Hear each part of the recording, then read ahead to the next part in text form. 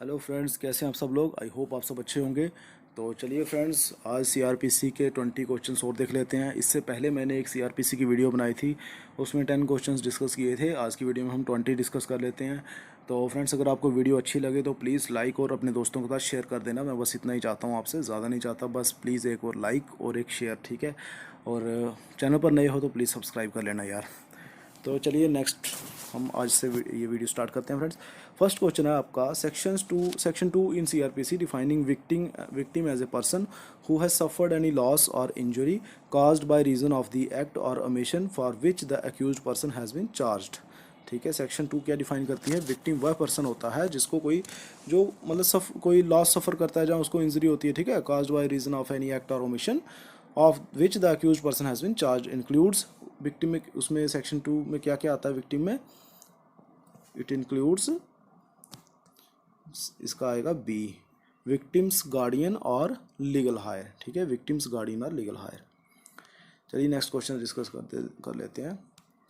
According to section 41A of the CRPC the police officer shall issue a notice. ठीक है, police officer notice issue करेगा under section 41A class 1 regarding directing the alleged accused को notice issue होगा दो he has committed a cognizable offence. ठीक है, cognizable offence. और मैं, अगर आप लॉ स्टूडेंट हो तो मैं आपसे इतना एक्सपेक्ट करता हूँ कि आपको कॉग्निजेबल और नॉन कॉग्निजेबल में डिफरेंस पता होगा। ठीक है, cognizable offence to appear, cognizable क्या होता है, जिसमें विदाउट वारंट अरेस्ट कर सकता है पुलिस ऑफिसर। ठीक है, बिना वारंट के अरेस्ट कर सकता है, कोर्ट से वारंट लिए बिना ही वो अरेस्ट कर सकता है।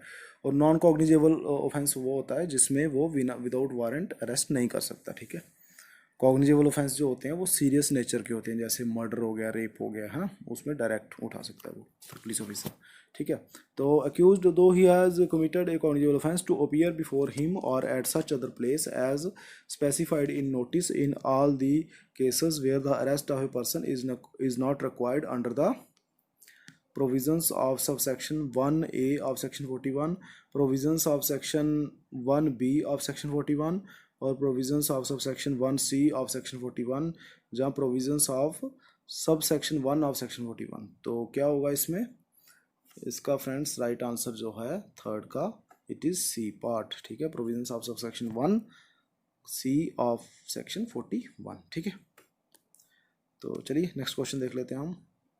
With in the meaning of provisions under section 41C class 1 of CRPC every state government shell establish A police control room in. Her state government, कहता है CRPC डायरेक्ट करती है हर स्टेट गवर्नमेंट को कि वो अपनी स्टेट में एक कंट्रोल रूम बनाएगी। ठीक है, पुलिस का कंट्रोल रूम बनाएगी, PCR। तो इसका क्या होगा फ्रेंड्स आंसर, थर्ड का आंसर जो है सी पार्ट होगा। ठीक है, हर स्टेट गवर्नमेंट बोथ डिस्ट्रिक्ट और स्टेट लेवल दोनों पर PCR बनाएगी। ठीक है, it is duty of state government. Now fourth question आता है, criminal procedure code which comes under concurrent list of constitution of India. ठीक है, कंकरेंट लिस्ट में आता है ये। कंकरेंट लिस्ट आपको पता होगा जिसमें बहुत state and central governments are authorise to make laws. ठीक है, स्टेट भी लॉ बना सकती है, सेंटर भी लॉ बना सकती है। ठीक है, कंकरेंट लिस्ट में। तो चलिए देखते हैं इसका। CRPC which comes under the concurrent list of Constitution of India is unduly rigid and does not make room for any special law and procedure। क्या वो rigid है, not unduly rigid and make room for any special law and procedure and generally gives precedence to such special law and procedure।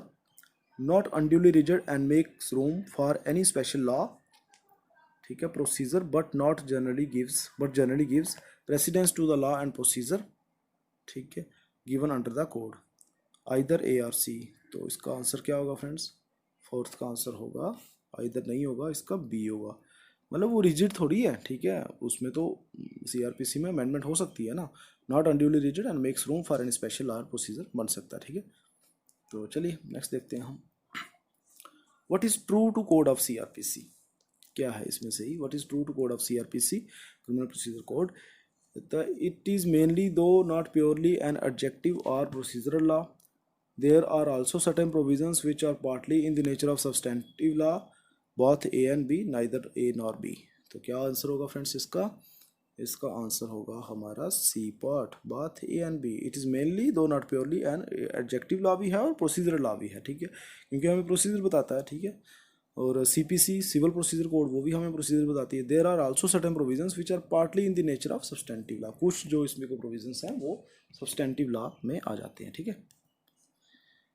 Which classification of offence comes under criminal procedure code, coder नहीं है code है ये, ठीक है। 6 का क्या है, cognizable and non cognizable, bailable and non bailable, summon case and warrant case, 8 नहीं है एंड है, and warrant cases, all the above, typing mistake है जी। तो बताएं क्या होगा इसका, ऑल दी अबव होगा, ठीक है। सीआरपीसी में ये सब तरह के ऑफेंस कवर करती है, ठीक है। समन केसेस भी होते हैं, वारंट भी होते हैं, bailable non bailable, cognizable and non cognizable दोनों होते हैं, ठीक है। चलिए 7 देख लेते हैं। Classification of offences given in the code of CrPC under section 320 first schedule, second schedule, section 480, बताइए किस में आता है classification of offences. It is under B, first schedule, ठीक है ना। फर्स्ट शेड्यूल में क्लासिफिकेशन ऑफ ऑफेंसेस होते हैं। 8 था cognizable offence under IPC has been defined, 8th का बी, ये आईपीसी नहीं है, ये सीआरपीसी, कॉग्निजेबल ऑफेंस, ठीक है, सीआरपीसी है, under section 2C of CrPC, ठीक है। तो फ्रेंड्स ये सेकंड जो सेक्शन है बहुत ही इंपॉर्टेंट है, आप इसको लर्न कर लें अच्छी तरह से। हर एक प्रोविज़न इसका, जितनी भी सेक्शंस आती हैं इसमें 2 में इंपॉर्टेंट है, उसमें से क्वेश्चन आता है, ठीक है। तो आपको ज़्यादा होना चाहिए, इसका बी है। 9th आता है, in a cognizable case under IPC the police has authority to arrest a person without warrant, authority to investigate the offence without permission of the magistrate, both A and B, either A or B. तो क्या होगा इसका 9th का friends C part है, ठीक है। वो arrest भी कर सकता है, ठीक है, बिना वारंट के, और इन्वेस्टिगेट भी कर सकता है। So 9th is C part इसका आंसर है। चलिए 10th क्वेश्चन देख लेते हैं। In a cognizable case under IPC the police will have all the powers, in a cognizable case under IPC the police will have all the powers to investigate except the power to arrest without warrant, investigate including the power to arrest without warrant, investigate and arrest without warrant only after seeking permission from magistrate, the investigate and arrest without warrant only after informing the magistrate having jurisdiction to inquire or try the offense। तो क्या है इसका right answer, मैंने पहले आपको बताया था 10th का जो है फ्रेंड्स इसका बी पार्ट है, इट इज़ बी। वो इन्वेस्टिगेट करेगा और उसके पास पावर है कि वो बिना वारंट के अरेस्ट भी कर सकता है, ठीक है, विदाउट वारंट अरेस्ट कर सकता है, पर कॉग्निजेबल केस में, नॉन कॉग्निजेबल में नहीं। 11th का आता है, magistrate has the power to direct the police to investigate into an offence in IPC under section 156(1) of CrPC, 156(2) of CrPC, 156(3) of CrPC, all of the above. तो 11th का जो है friends 156(3) आपको पता ही होगा, ठीक है। मजिस्ट्रेट के पास पावर है, वो पुलिस को डायरेक्ट कर सकता है 156(3). तो ये कब मजिस्ट्रेट करता है, जब कोई एग्रीव्ड पर्सन पुलिस में जाता है, पुलिस के पास जाता है और बोलता है कि मेरे साथ ये क्राइम हो रहा है, प्लीज़ मेरी एफआईआर दर्ज करें, और पुलिस एफआईआर दर्ज नहीं करती है, ठीक है। वो बार बार अप्रोच करता है कि सर मेरी एफआईआर दर्ज करो, तो नहीं करती है, तब उसके पास ऑप्शन है, वो हायर अथॉरिटी के पास जाएगा, ठीक है।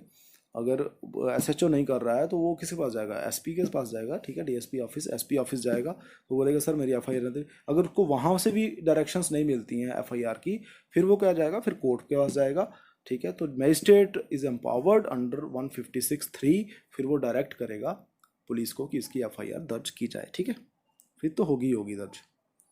तो नेक्स्ट क्वेश्चन देख लेते हैं। A magistrate has the power under CrPC to direct the police to investigate into, 12th का फ्रेंड्स डी पार्ट है, D, both A and B. Cognizable offence में भी मजिस्ट्रेट डायरेक्ट कर सकता है और नॉन कॉग्निजेबल दोनों में कर सकता है, ठीक है। पुलिस को डायरेक्ट कर सकता है कि आप एक्शन लो, ठीक है। 13th का आता है, in a cognizable case under IPC the police has the authority to investigate into the offence without order given by the magistrate but can not arrest the accused without warrant, non cognizable case में। फिर to investigate and even arrest the accused without warrant, neither to investigate without order of magistrate nor can arrest the accused without warrant, cannot investigate without orders of the magistrate but can arrest without warrant. तो क्या होगा इसका, पढ़ें आप, इसको खुद answer करने की कोशिश करें।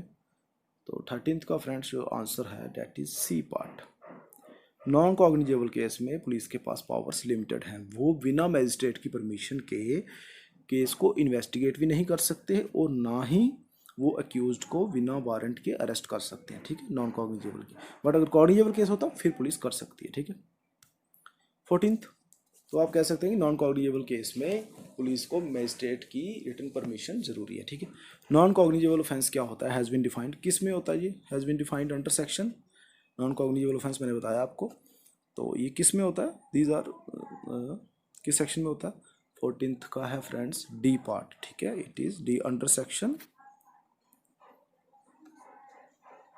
2(1), ठीक है, ये 2L है बेसिकली, तो आप देख लेना। 15th का है a case which includes cognizable offence and cognizable offence and non cognizable offence, जिस केस में दोनों ही हो, कॉग्निजेबल ऑफेंस भी हो और नॉन कॉग्निजेबल ऑफेंस भी हो, तो वो क्या होगा, a cognizable case but require sanction of the magistrate for investigation into the non cognizable part under section 155(2). तो बी है a cognizable case and as such the investigation of the case does not require any sanction of the magistrate under section 155(2) of CRPC.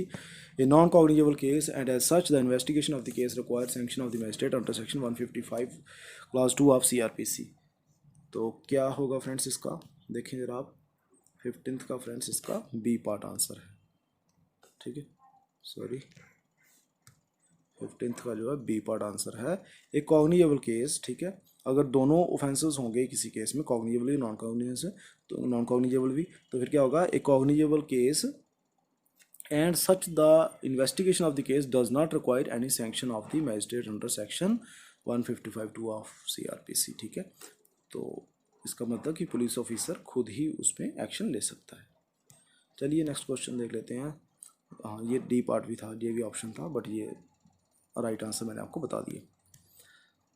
चलिए 16th देख लेते हैं। In a non cognizable case, in a non cognizable case the accused can object to the grant of permission under section 155(2) of CRPC as a matter of right, can object to the grant of permission under section 155(2) of CRPC with leave of the magistrate, can object to the grant of permission under section 155(2) of CRPC without the leave of the high court if